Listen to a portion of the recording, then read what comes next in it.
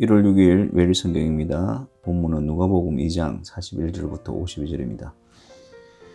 본문을 읽겠습니다. 그의 부모가 해마다 6월절이 되면 예루살렘으로 가더니 예수께서 12살 되었을 때에 그들이 이 절기의 관례를 따라 올라갔다가 그 날들을 마치고 돌아갈 때에 아이 예수는 예루살렘에 머무셨더라. 그 부모는 이를 알지 못하고 동행 중에 있는 줄로 생각하고 하룻길을 간 후 친족과 아는 자 중에서 찾되 만나지 못하매 찾으면서 예루살렘에 돌아갔더니 사흘 후에 성전에서 만난즉 그가 선생들 중에 앉으사 그들에게 듣기도 하시며 묻기도 하시니 듣는 자가 다 그 지혜와 대답을 놀랍게 여기더라. 그의 부모가 보고 놀라며 그의 어머니는 이르되 아이야 어찌하여 우리에게 이렇게 하였느냐. 보라 내 아버지와 내가 근심하여 너를 찾았노라. 예수께서 이르시되 어찌하여 나를 찾으셨나이까. 내가 내 아버지 집에 있어야 될 줄을 알지 못하셨나이까 하시니 그 부모가 그가 하신 말씀을 깨달지 못하더라. 예수께서 함께 내려가사 나사렛에 이르러 순종하여 받드시더라. 그 어머니는 이 모든 말을 마음에 두니라. 예수는 지혜와 키가 자라가며 하나님과 사람에게 더욱 사랑스러워 가시더라. 아멘. 오늘 말씀을 통해서 기억해야 될 세 가지 영적 교훈은 무엇일까요? 첫째, 49절 말씀에 내가 내 아버지 집에 있어야 될 줄을 알지 못하셨나이까. 이 말씀을 통해서 예수 그리스도께서 누구이시며 또 어떤 일을 위해 오시는지를 알 수 있습니다. 해마다 6월절이 되면 이스라엘 백성들은 예루살렘으로 가서 절기를 지켰습니다. 예수님도 역시 부모를 따라 해마다 예루살렘에 와서 6월절 절기를 지켰습니다. 오늘 본문은 예수님께서 12살 되었을 때에 6월절 절기를 지키기 위해 예루살렘에 왔을 때의 일을 기록하고 있습니다.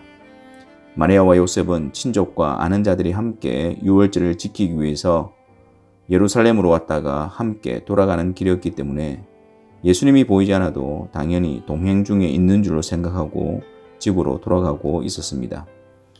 그런데 하룻길을 간 후에 그때서야 아이 예수께서 없는 것을 알게 되었고 다시 예수를 찾기 위해 예루살렘으로 돌아갔습니다.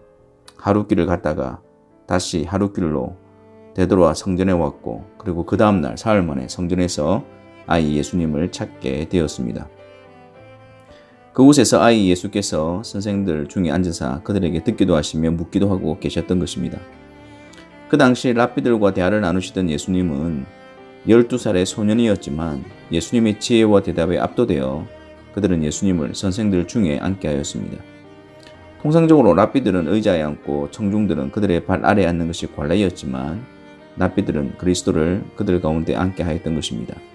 6월절에 성전에서 랍비들로부터 듣기도 하고 묻기도 하며 지혜와 대답을 통해서 랍비들을 놀라게 했던 것입니다. 그의 부모가 보고 놀라며 이르되 아이야 어찌하여 우리에게 이렇게 하였느냐. 보라 내 아버지와 내가 근심하여 너를 찾았노라. 그때 예수님께서 이르시되 어찌하여 나를 찾으셨나이까. 내가 내 아버지 집에 있어야 될 줄을 알지 못하셨나이까 라고 대답하십니다. 예수님께서는 어린 시절에도 여전히 성자 하나님으로서 이 세상에 오신 그리스도이시며 성부 하나님의 아들로서 아버지의 때를 바라보고 계셨던 것입니다. 내가 내 아버지 집에 있어야 될 줄을 알지 못하셨나이까. 예수님께서 성부 하나님의 독생자 성자 하나님으로서 성전의 일을 위하여 오셨음을 말씀하시는 겁니다.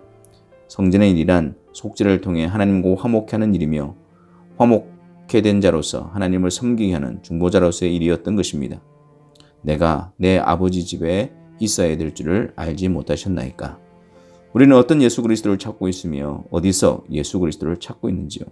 그분은 하나님의 아들로서 성전의 일을 이루시기 위해서 오신 유일하고 완전하신 중보자이십니다. 둘째로 이 모든 말을 마음에 두니라. 천사가 전해준 것을 통해서 예수님이 구약의 아브라함에게 주신 약속과 선지자들이 예언한 바로 그 메시아이심을 알았고 백성들을 구속하기 위해서 성령의 능력으로 오신 분이심을 알았습니다. 하지만 성부와 성자와 성령의 삼위일체이신 하나님에 대해 깨달지를 못했습니다. 때가 되면 성령으로 말미암아 이 복된 삼위 하나님의 영광스러움을 보게 될 것입니다. 마리아와 요셉은 예수님께서 하신 말씀을 깨달지 못하였습니다. 하지만 마리아는 이 모든 말을 마음에 두었습니다. 온전히 깨달지 못하더라도 주의 말씀을 마음에 간직하는 자 되기를 바랍니다. 지금 깨달지 못한다 하여도 하나님의 말씀을 배척하거나 왜곡하지 말고 마음에 간직하여 때가 되어 성령께서 조명하여 주시기를 간구하시기를 바랍니다. 세 번째로, 하나님과 사람에게 더욱 사랑스러워 가시더라. 예수님께서는 나사렛에서 육신의 부모에게 순종하고 받들었습니다. 성자 하나님이시지만 율법 아래서 율법에 온전히 순종하셨습니다. 이것은 성자 하나님으로서의 굴욕이 아니라 낮아지기까지 하나님의 말씀에 순종하는 것이며, 이것이 그리스도께서 우리에게 보여주신 본입니다. 주의 말씀에 순종하는 일에는 그 어떤 것도 걸림이 될 수 없습니다. 예수는 지혜와 키가 자라가며 하나님과 사람에게 더욱 사랑스러워 가시더라. 여기서 자라남은 예수 그리스도의 신성에 관한 것이 아니라 인성에 관한 것입니다. 지혜와 키뿐만 아니라 하나님과 사람에게 더욱 사랑스러워 가셨습니다. 그의 이웃들을 비롯해서 갈릴리 사람들로부터 더욱 사랑을 받게 하심으로써 공생의 사역을 준비하게 하셨습니다. 하나님과 사람에게 더욱 사랑스러워 가시는 자들이 되기를 바랍니다. 하나님께 사랑받는 자들은 곧 사람들에게도 사랑을 받을 수밖에 없습니다. 그분의 말씀은 이웃 사랑을 명령하고 있기 때문입니다. 모든 사람과 더불어 화평할 것을 말씀하시고 죽게 하듯 섬기며 그들과는 비교할 수 없는 더 높은 수준을 요구하시기 때문입니다. 하나님께 사랑을 받지만 사람들에게 미움을 받는 것은 잘못된 신앙의 모습입니다.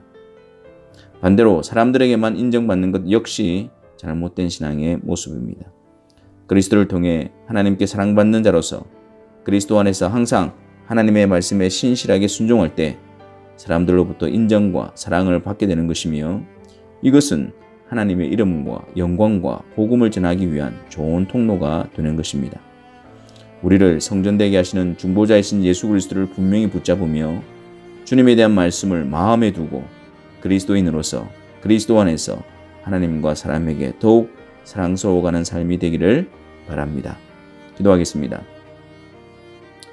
하나님 감사합니다. 오늘도 말씀을 통하여 우리에게 영적인 교훈을 허락하여 주시고 그 말씀을 통하여 예수 그리스도를 알게 하시며 또 이해할 수 없는 말씀과 우리가 잘 알지 못하는 깨달지 못하는 말씀이라 할지라도 말씀을 배척하는 것이 아니라 말씀 우리의 마음에 두며 주님처럼 그리스도 안에서 하나님과 사람에게 더욱 사랑스러워가는 삶을 사모하며 그 일에 열심을 내는 저희들이 되게 하여 주옵소서. 예수 그리스도의 이름으로 기도하옵나이다. 아멘.